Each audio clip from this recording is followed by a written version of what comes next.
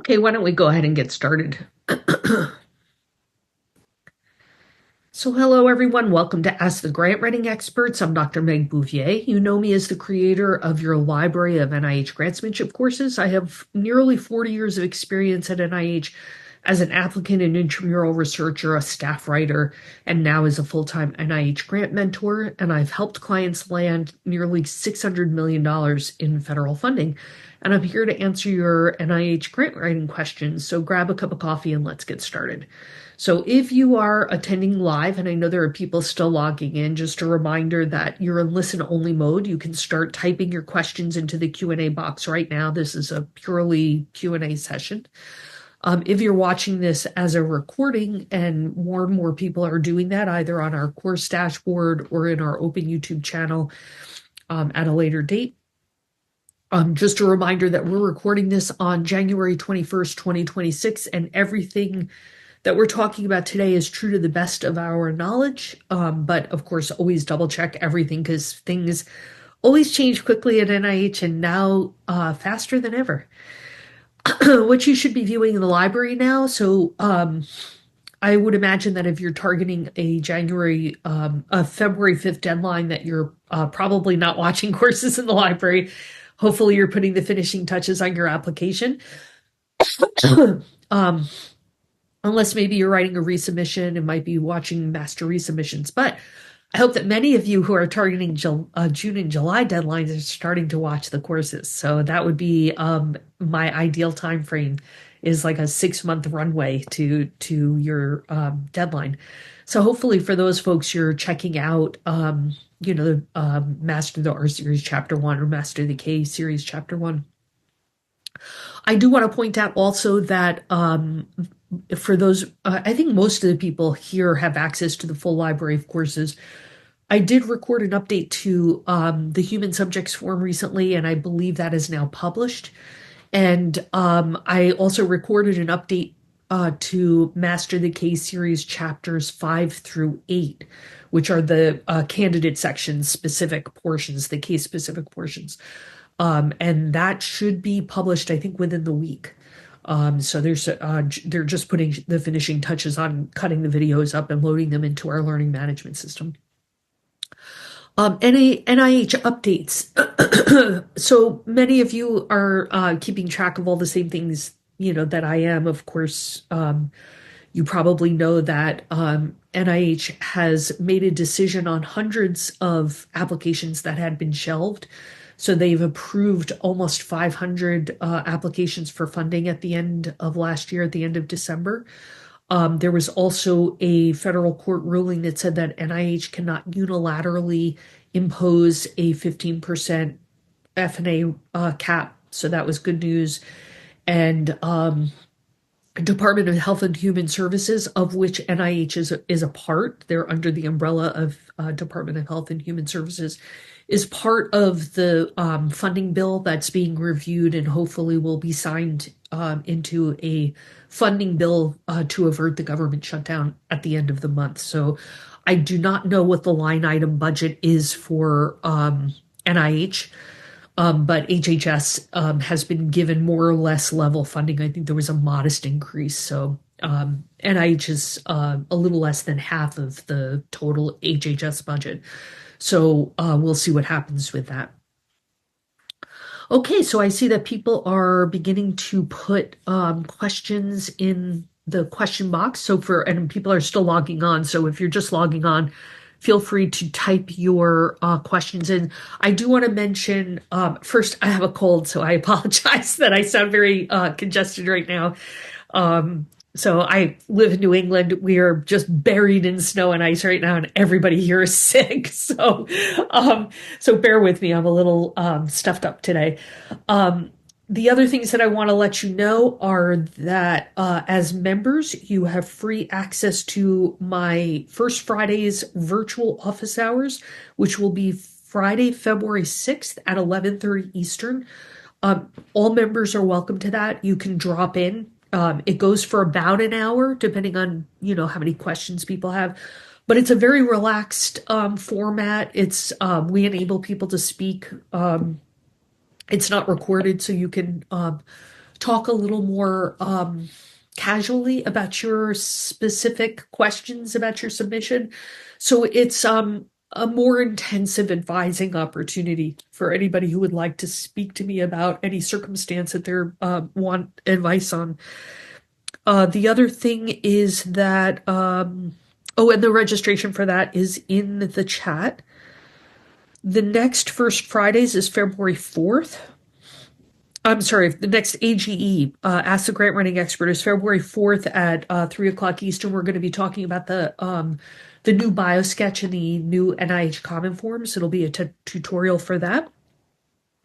And then boot camp, the next Master the R Series boot camp begins Tuesday, February 17th at noon Eastern. So that is a live presentation on 4 consecutive Tuesdays of Master the R Series. So it goes about an hour and a half, 2 hours, but like half of that is questions. So even for people, I have many folks who attend those more than once. And even if you're not actively writing, it can be really useful to kind of lurk and hear other people's questions and, learn about the prep steps, which often take a long time. Sometimes people will start on the path to writing a grant application and discover that they need to do a lot more preparation than they realized. So all are welcome. It's free to you as a member. The registration for First Fridays and Boot Camp are in the chat.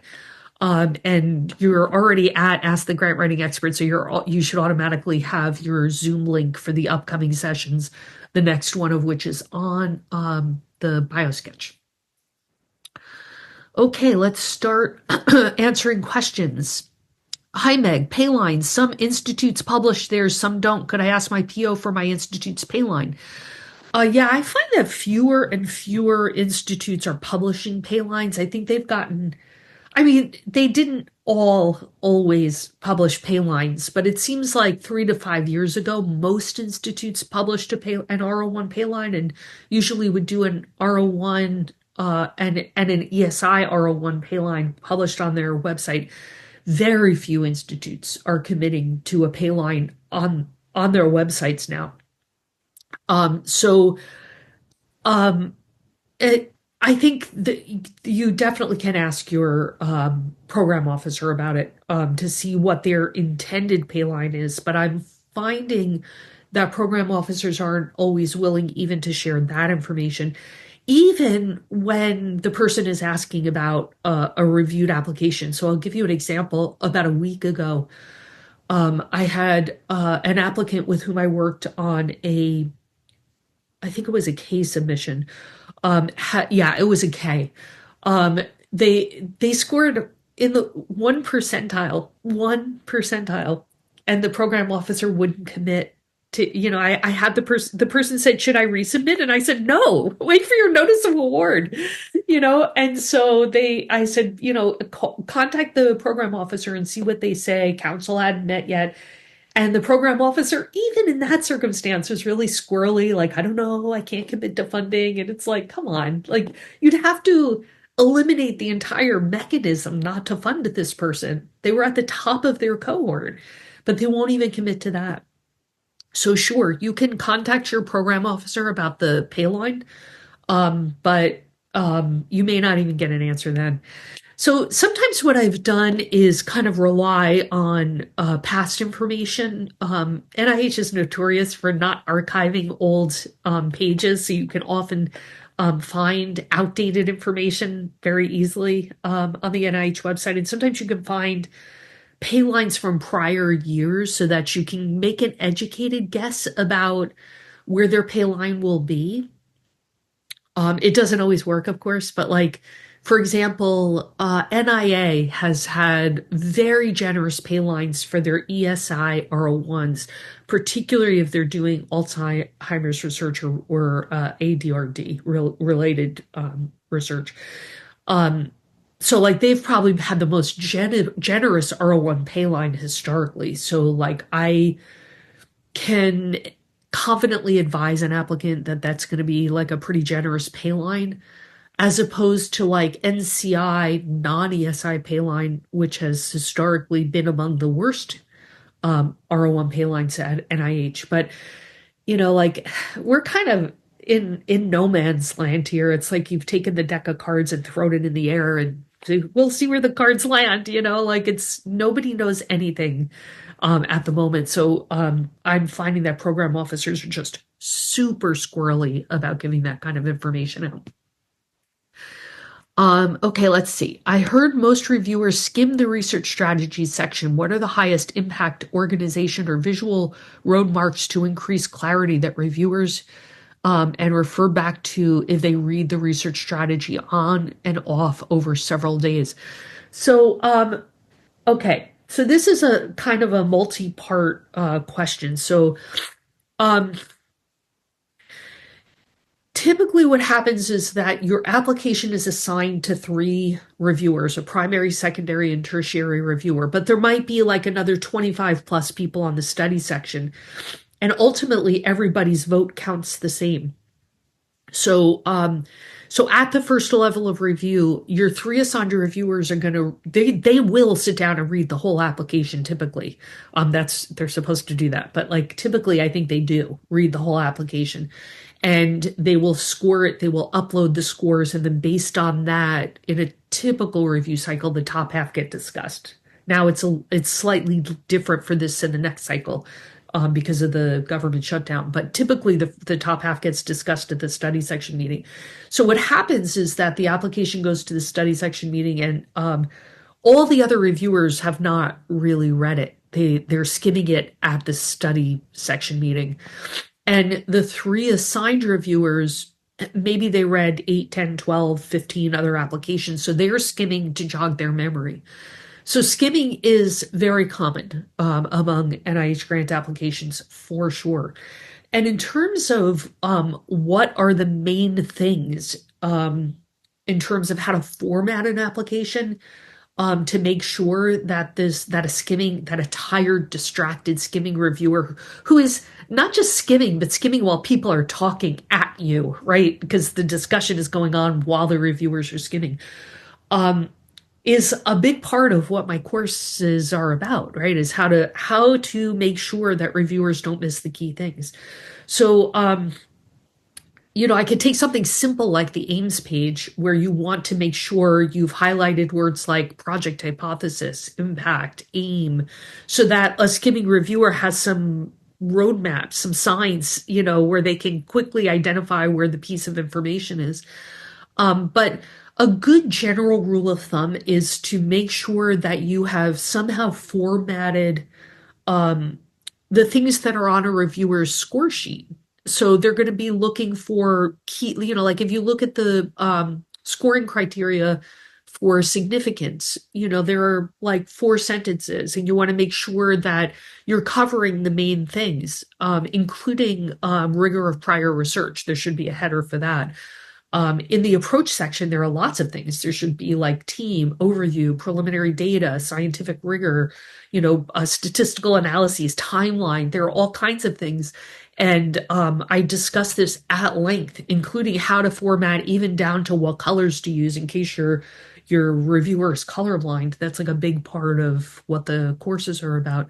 And if you're here, you have access to courses. So yeah, I would encourage you to go look at the course material to learn about that in depth. But a good general rule of thumb is to look at what you should always, if you're a new applicant, always have in front of you whatever the reviewers are going to have in front of them when they read it. And in this case, it'll be the scoring criteria. So you'd have the scoring criteria in front of you, and you want to make sure that your subheaders match what they're looking for in the scoring criteria so that they don't miss key things. And you want to format to highlight things that are a competitive advantage of yours. So like if you're developing some sort of novel tool or have unusual access to an underserved population or whatever it might be, key strength in recruiting for clinical trials, particularly in a given disease area. Whatever those things are, make sure that the competitive advantage is also highlighted. Okay, if you have more, I know that's like very general, but I don't, like this is I could talk for hours on this question. I don't even know where to begin. That's like a big part of what I cover in the courses. So if there's something specific that you're wondering about that I haven't addressed, please put that in the question. Okay, let's see. Hello. I had a question about human subjects documentation like recruitment and retention. I plan to conduct a multi-year set of experiments where, for the same number of subjects, I plan to change minor details. For example, in year one, subjects will be asked to sort apples versus oranges. Let's say in year one, I will give them 10 apples and oranges. Next year, I add grapes to it and increase the quantities to 20 for the same group of subjects. Do I report that as two studies with separate recruitment and retention, protection, etc.? So it's probably, I know that you're trying to simplify the information so that, we're not discussing the details of the exact project. But I think it's probably one study record. The general rule of thumb in terms of, and this is just, for everybody, when you're trying to decide, do I need more than one study record? There are two questions that you have to ask yourself. Is it the same cohort? And in this case, it sounds like it's the same cohort. And is it essentially the same methodology? So that part's a little harder for me to assess in this example, but if it's generally the same methodology and there isn't like a big difference in the methodology, maybe you're adding one little piece to it, it's usually one study record. If you're at all unsure, you could talk to the program officer about it or run it by somebody in a pre-award support office at your university. But typically, it would be the same study record. If it turns out that the methodology really is different for the two aims, then you're going to have two study records. But the thing here is that you don't want to, let's say, for study record 2, and you don't want to number them. You want to give them names, the study records. So in your example, the first study record would be called apples and oranges, and then the second study record would be adding grapes or what, it has to be something descriptive. You can't just call it 1 and 2 like that. But the thing is that when you get to the second study record, don't repeat what you put in the first one. So maybe your methodology is the same, but your methodology is different, but the cohort is the same. So in the second study record, don't repeat the information about the cohort. Just refer them back to this first study record and say it's the same recruitment and retention strategy that we used in the apples and oranges study record. You don't have to repeat it again. But yeah, that's usually what it hinges on. Whether or not it's one or two study records hinges on whether it's the same cohort and essentially the same methodology. So yeah, I hope that answers the question. I also hope you have access to that course because I literally just updated the human subjects course. It was just published. I think I recorded it on the 6th. And it was just published in the last few days, and it has extra, additional sample language in there. I don't spend a ton of time on the instructions for the human subjects form because it's the one case where SF 424 is really good in terms of the instructions. They're super detailed. So instead, I focused on giving sample language in the course and talking about kind of gray area situations and how to resolve those because there are zillions of them. And so people are always kind of I don't know if it's a human subjects project. I don't know if it's 2 study records. I don't know, I don't know if it's exempt. There are so many gray areas that it's important to know how to resolve those issues. So anyway, I hope that answered the question. So if there's more to that, let me know. Hi, this is Tara. I'm new faculty at I'm not going to say the name of the org, but School of Veterinary Medicine. I was recently awarded a USDA standard grant, but I'm still considering an NIH R21 as an early investigator. Does a previous grant affect this? So when you say early investigator, let me reword what I think you're asking. Are you saying that you're thinking of applying for an R21 as an early stage investigator and you're wondering if you would lose that funding advantage based on, okay, so Um, the R21 has nothing to do with early stage investigator status. So you won't get a funding advantage, an ESI funding advantage on the R21, nor will you lose it if you become a PI on an R21. So the ESI funding advantage only applies to R01s. You would get the funding advantage if you apply as a PI on an R01, and you would lose the ESI status if you land an R01 as ESI. So the R21 has nothing to do with ESI. So the other thing is that, and like I don't know what your specific circumstances are, but and I don't know when your ESI runs out, so we could talk a little bit about that as well. But it shouldn't matter that you've gotten a grant at a different federal agency. Like this USDA grant shouldn't affect your R21, and it shouldn't affect your ESI status if you were to apply for an R01. So you could, potentially build off of the USDA grant and do something like a 2-year R21 that is kind of like an ancillary study from the USDA project, and that would be an attractive way to package that for NIH. They would find that appealing, because then like you're getting a lot of bang for the NIH investment buck, essentially, right? Because it's building off of a different grant. But yeah, it doesn't affect it at all. I will say that if your ESI status, I don't know when your ESI status is running out, but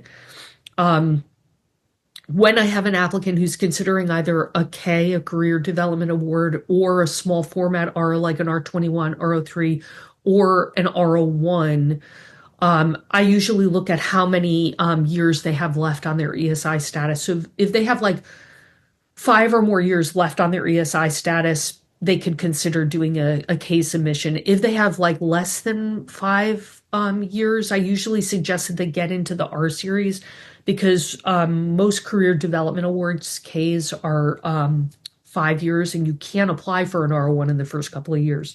You're not eligible for a release in the percent effort. So I try to get them into the independent R series. So if that's your category, then a small format R would probably, like an R21, would probably be a good idea for you if you have like 5 years or less, and that would help get you into the R01 application pool quicker than a K would. So happy to answer more questions about that if that's relevant for you. Ooh, this is a long one. Okay, can you provide more information on the types of studies you can propose for this R34? Okay, it's PAR 25-104. Let me see if I can just quickly pull that up. PAR 25 104. Oh, it's the cancer prevention and control. So this is like NCI's standard R34. Does an application would need to write a proposal on a pilot trial, or is it more about collecting preliminary data that would inform? Yeah, it's usually not a pilot trial. I haven't looked at this lately, but this has been around for a long time. Like this is PAR 25 is a fairly new iteration of a NOFO that's been around for a while.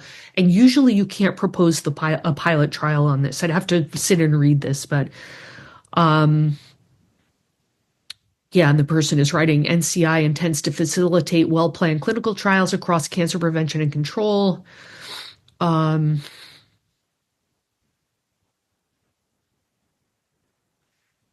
Yeah, I don't think it's for gathering pilot data. That's not usually how it works. It's like and you'd have to sit and read through the, like the details of the NOFO that are in the part 2 there. Um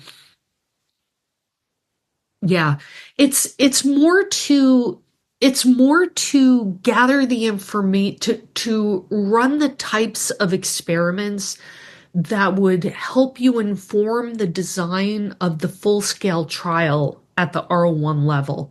So it's not really that you're gathering data, like even within the scope. I'm just going to share my screen so that people know what I'm looking at here. Um,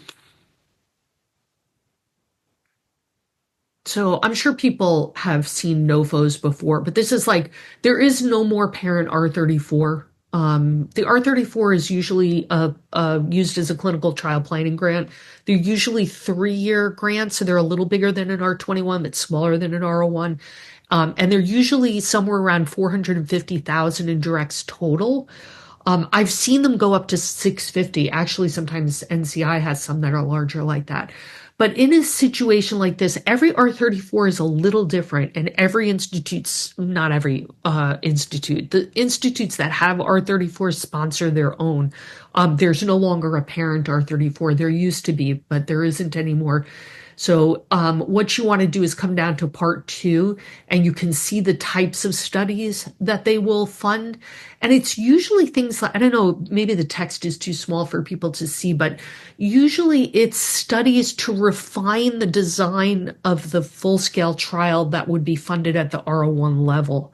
It's not really gathering, it's not a phase 1 trial is the thing. It's a clinical trial planning grant. So you're running experiments to help you refine your methodologies, your recruitment and retention strategies.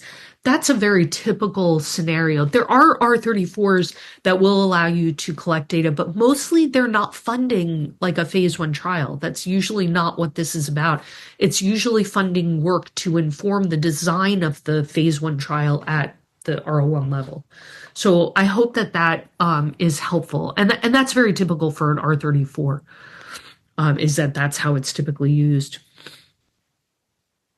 If there are other questions, let me know. But usually what I suggest people do in situations like that is write up an AIMS page and send it to the program officer for the mechanism to make sure that you're being responsive to the mechanism. But most R34s don't fund pilot data. They fund studies to help you refine your methodology so that you, by the time you finish the R34, you have all the information you need to inform the design of the full trial at the R01 level. That's almost always what an R34 is used for. And it looks like that has not changed on this over the years. This mechanism has been around for a long time. I hope that that's helpful. I have a question regarding figures on the AIMS page, the perennial question. I have historically provided a schematic diagram of my proposed AIMS in the form of a figure on my AIMS page. Recently, in fall 2024, NIH stated that figures should not be in the AIMS, specific AIMS attachment. With that said, some PIs still put a critical figure of their proposal schematics in the AIMS page. I was wondering if you can shed some light on this. And what is the norm currently followed? Yeah, that's like the age-old question because like I find it really helpful to have a schematic on the AIMS page, but I will tell you that I have clients who swear up and down that they include a diagram on the AIMS page and nothing happens. And I have clients who swear up and down that they include a schematic on the AIMS page and they get an error message when they upload. And that's like same cycle that they're uploading to grants.com. So usually what I say to people is if you really have your heart set on including a schematic on the AIMS page, upload early so that if you get an error, I've never seen anyone disqualified for this reason. So I don't think it's a question of the application being disqualified. I don't think that's ever happened, but I have heard of more than one person getting an error message when they upload and they remove the figure and the error message goes away. Do with that what you will. But if you really have your heart set on including a diagram on the AIMS page, usually I suggest that people adjust their timeline so they're uploading early. And if you run out of problems, you'll have time to kind of rejig and move the schematic to the research strategy. The obvious place in the research strategy for the schematic is typically at the beginning of the approach section when you give like an overview of the project. Often people will shift it to that location. Or sometimes there's an appropriate place at the beginning of the significance section, but it's almost always used at the beginning of the approach section when you have an overview. So yeah, it's a head scratcher because when you say fall 2024, NIH stated that figure should not be in the specific aims page attachment. Where is that? Where if I have not seen that. So if you have an actual like SF 424 instructions or some guidance coming out of NIH saying, don't put a figure on the aims page, can you send that to me? Because I have not seen that. But having said that, just anecdotally, I know some people get an error message and some don't. So, I don't know why some applications trigger it and some don't, but I've never seen anybody disqualified for including it. It's that it gets flagged at upload. That's the problem. Okay, any other questions? Let's see. While we're waiting to see if anybody else has questions, because some people have gone and new people have come, so I'm just gonna reiterate what I said in the beginning about upcoming events. Let's see, there may be another question that came in. Oh, yeah, and somebody else just. So let me just see. This person has sent me a URL about this information with figures.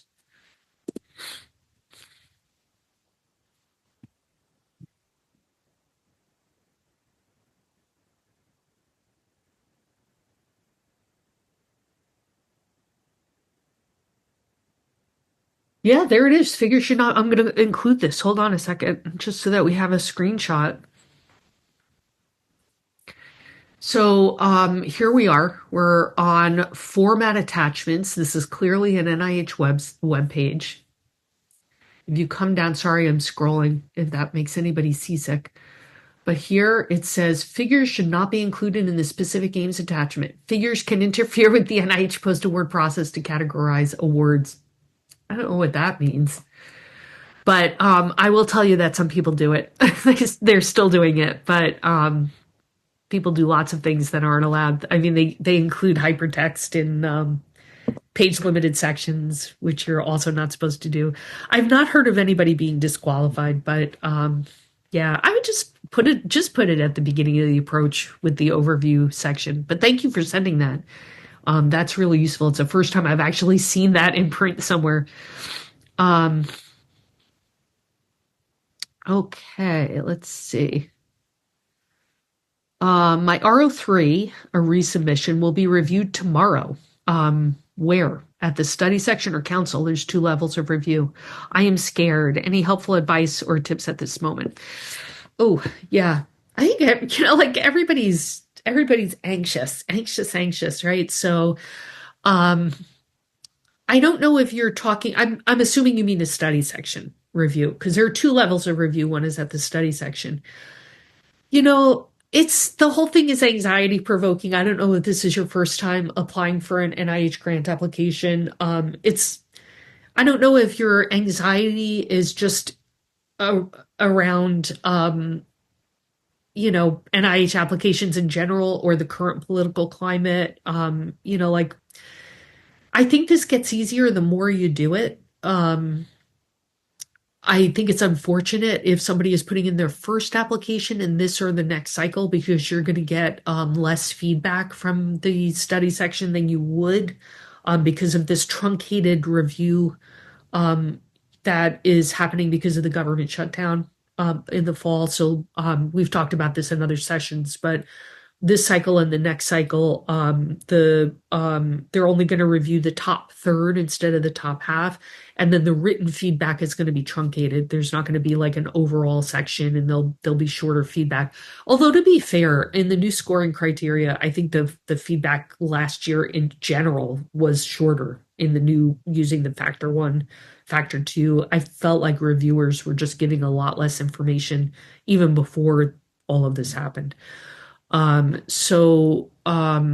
Yeah, I mean, what I will say is that NIH grant writing has always been iterative. It's more iterative than ever. You've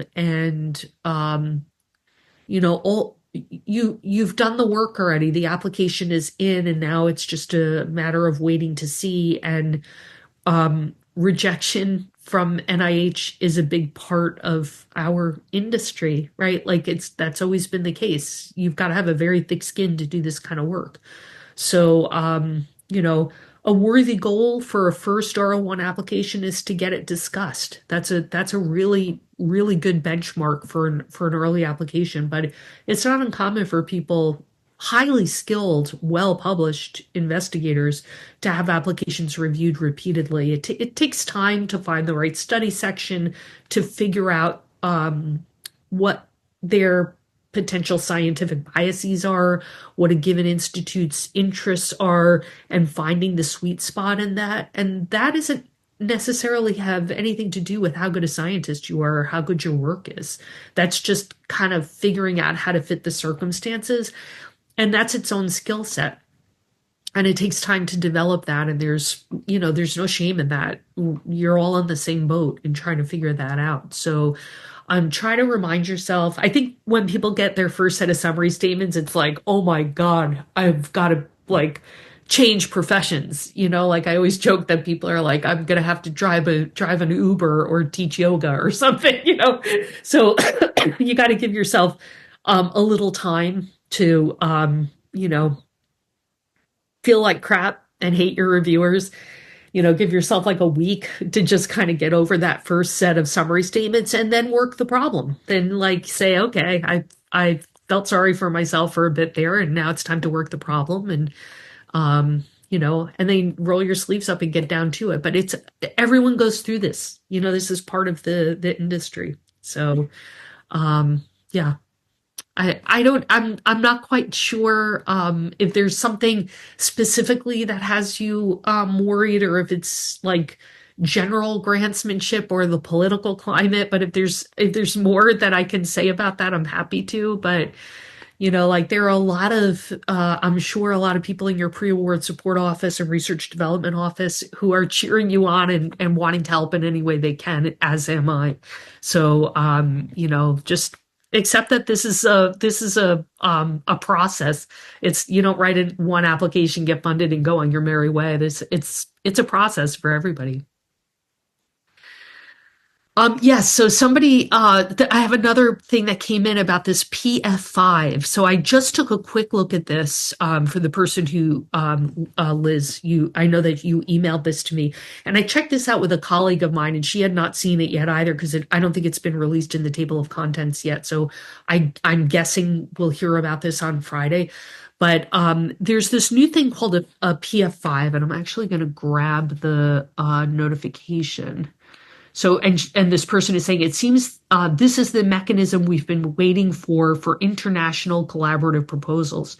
Have you had a chance? And I agree with you. That's what it looks like. Have you had a chance to review the answers? No, because it's deadline month and I'm editing all month.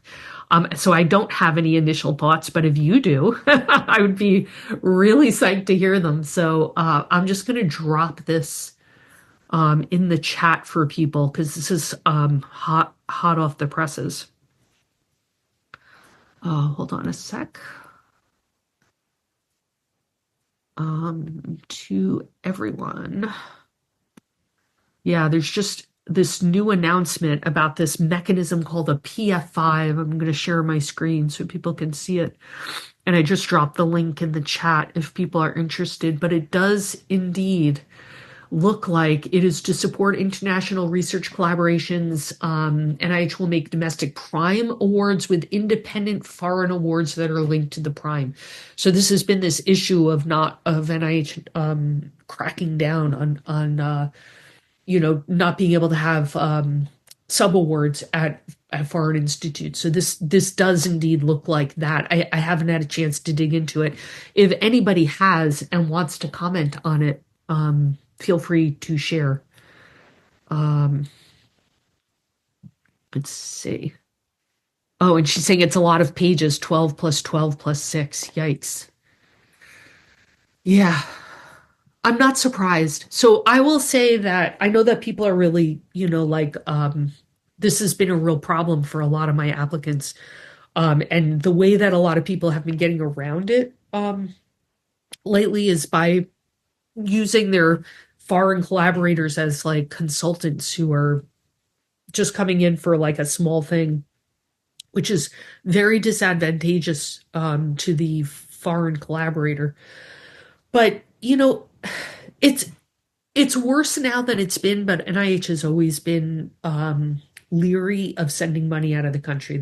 And I can tell you, like, for way back, this is a hot topic of conversation among NIH and Congress, where they're always asking NIH to capture what is the effect on the local economy of spending a dollar of NIH funding in a given location? So if you make an award to a given organization, what is the local economic stimulus of that? And they're always pushing NIH to capture that number as if it's something you can capture easily, which it isn't. But the idea being, you give a grant award and then they'll hire local technicians and they'll have meetings where they hire local caterers and yada yada yada. So you get the idea. And the idea of sending NIH funding, which is paid out of taxpayer dollars, out of the country, has always been problematic to NIH. And the form that takes has varied under different administrations, but it's always been dicey to propose that. It's really bad now, of course. But hopefully this is the mechanism that we've been waiting for to see if that is doable. So, and here's somebody saying, do you know the foreign award scope of the PF5 R01? I don't. I'm editing day and night. It's January 21st. The R01 deadline is looming, and I don't have my head in anything other than editing. So if anybody has any information about this, I literally got this from a member in an email this afternoon, and I've not had a chance to look at it at all. But if anybody else has any information, I know that the original person said that it's a lengthy application, but the URL for this that the person sent me is in the chat if anybody wants to take a look at that, if it's relevant for you. Do people have other questions? Here's this person saying, thanks for entertaining my apples, oranges, and grapes analogy. Very helpful. If you've seen my courses, you know that I use like The Simpsons, Frankenstein. You got to get creative when you can't use actual examples. Another question, I was told by my program officer to submit my R01 as a PA 25305, which is the current parent R01 clinical trial required. Since I'm measuring the stress levels of my participants as they sort the fruit and see if my intervention helps. Initially, I hadn't realized that this counts as a clinical trial, so I'm having to pivot a little. Anything I should watch out for between a plain R01 with human subjects versus one that has human subjects and has clinical trials, albeit minor ones? Yeah. So this is like another one of these gray area things, right? Where hopefully you have access to my human subjects course, because I have lots of stuff in there about this. And it's not that long. I think it's like an hour, maybe a little over an hour. But yeah, there are always questions about if it's non-human subjects versus human subjects or human subjects versus clinical trial, figuring out where you fit.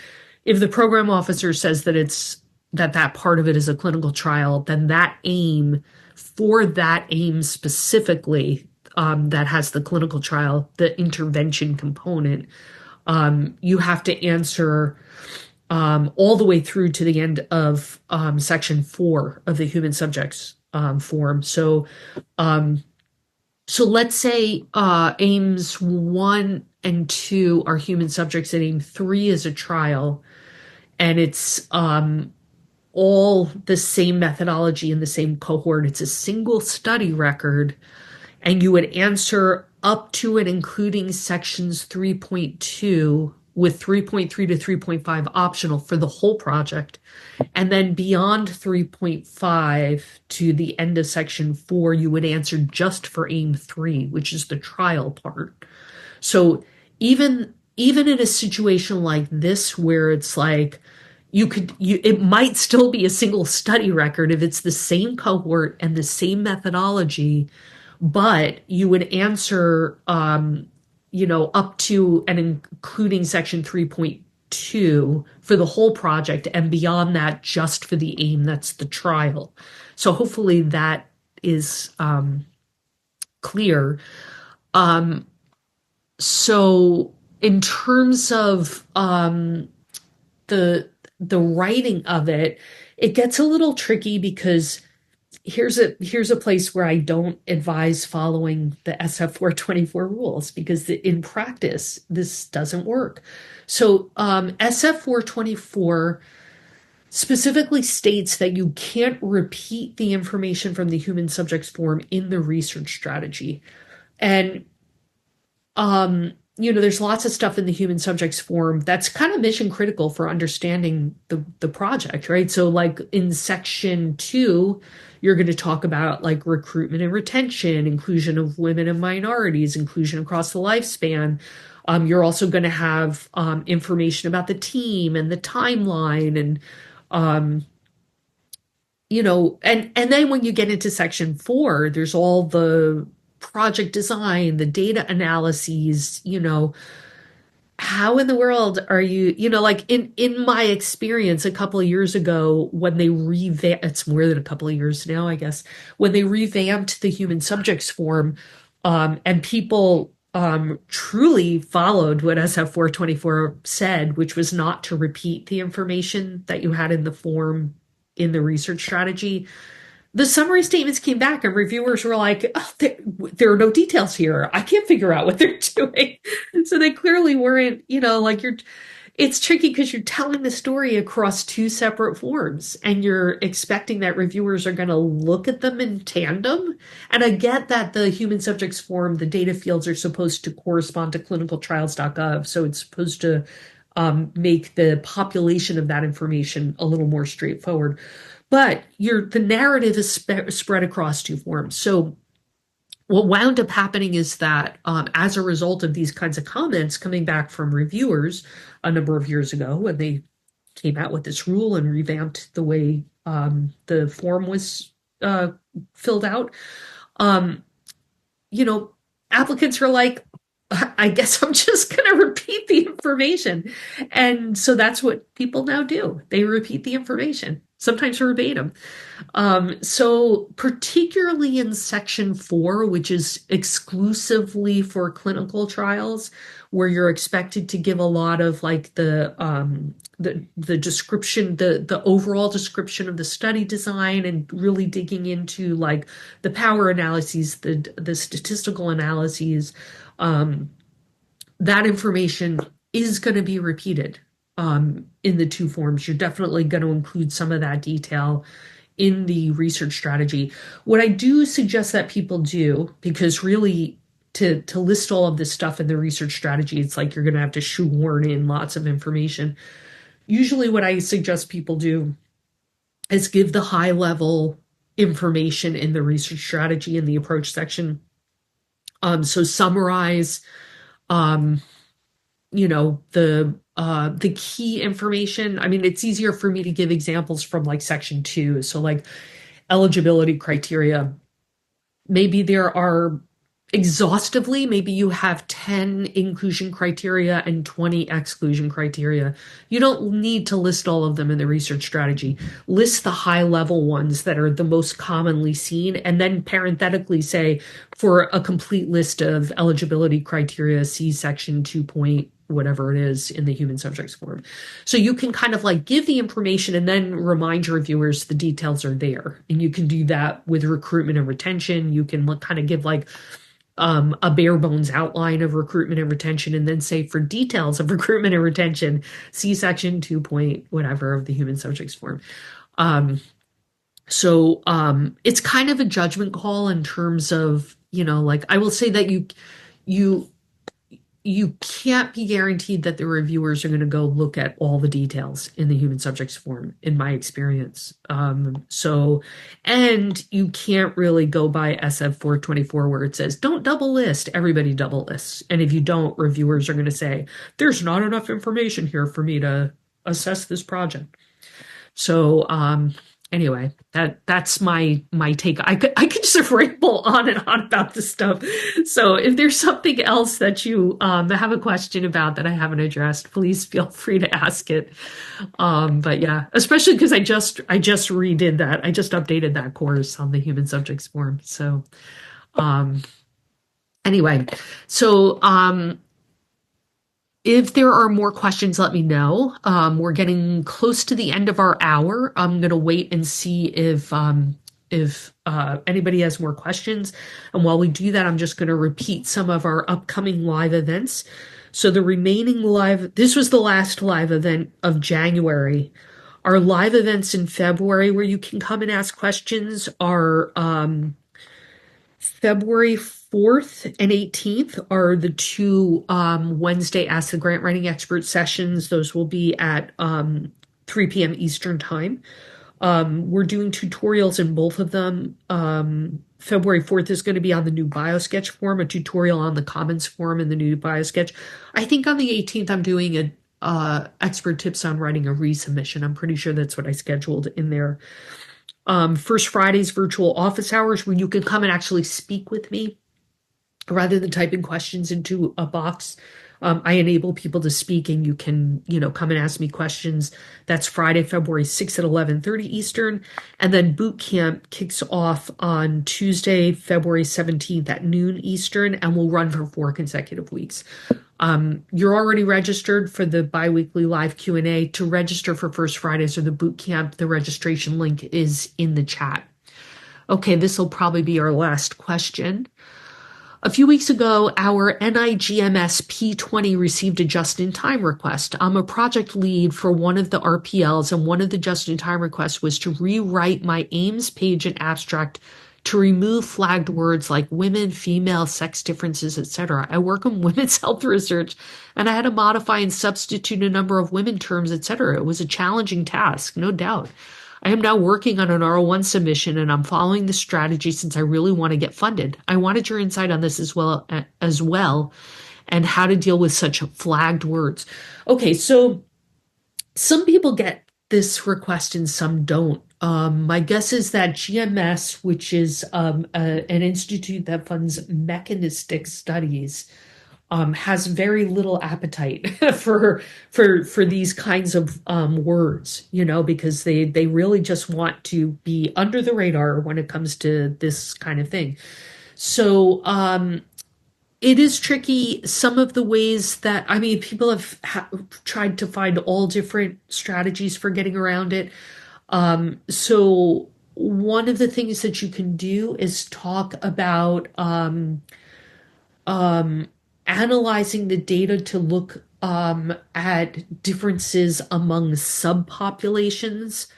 And then in the approach section, you can get into a little more detail, but at least the NIGMS page would fly under the radar. So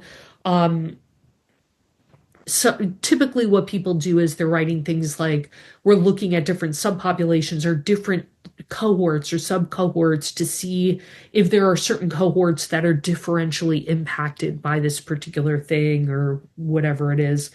Or if it's like, you're looking at, hysterectomies where it's just never going to affect men, say we're looking at cohorts that are affected by this, and just kind of don't have words like that on the NIGMS page. And then once you get into the approach section, you can get into a little more detail. But yeah, it's really tricky. Some institutes are really cracking down on this and others are not. My guess is GMS just doesn't want to, because it's an institute that funds mechanistic work, maybe they feel like we just don't want any difficulty whatsoever. So you've got to strip this language out of there so nothing gets flagged and we're not on the carpet, called on the carpet to explain, why this is there when we don't, that's just not our mission. Like, why are we, so yeah, I don't have more words of wisdom than that. It's really tricky if like you're looking at women's health, it's very hard to do. But yeah, that's typically how, in general, how people are getting around the issue of looking at like race, ethnicity, things like that, is to say we're looking at subpopulations or cohorts that are differentially impacted by this in order to reduce disease burden and cost, both to the individual and society. So like like that's always going to be winning language, particularly in this administration, is like anything that's going to reduce cost. And you can bring it back to like, what a given disease is costing CMS, for example, because that's directly out of the government pocketbook, right? So anything that's going to reduce like lost work days or societal cost or insurance cost, by addressing the issues in this cohort that's differentially impacted by this disease without ever saying race, ethnicity, sex, anything like that, gender. That's typically kind of how people are, the backdoor way to kind of explain it and package it in a way that's more palatable to the current administration. So okay, so we're right at time. So I hope that I was able to help people today. I have a terrible cold, so I feel a little foggy. I hope that I didn't ramble too much. So I look forward to seeing some of you at our various live events. We have 5 live events in February. Again, it's February 4th and 18th for Ask the Grant Writing Expert, February 6th for First Fridays. And February 17th and 24th are the first 2 sessions of boot camp. So 5 live events in February to come and ask me questions. I hope I won't be sick at that time and might be a little more coherent. But yeah, I hope everybody's doing okay and hanging in there. We've had some tentative good news coming out of the government with this federal court saying that NIH cannot unilaterally cap the F&A rate at 15% and having almost 500 shelved applications approved for funding at the end of last year. So some good news, and HHS budget without a big cut being put forward right now, and hopefully that'll be signed in. So knock on wood, we're starting this year with some tentative good news. Yeah, so we'll see what happens. Hopefully there'll be more good news next time we meet at the beginning of February. So I wish you all the very best of luck, as the French would say, courage, and I will see all of you at the next live event. Have a great day, everybody. Take care. Bye-bye.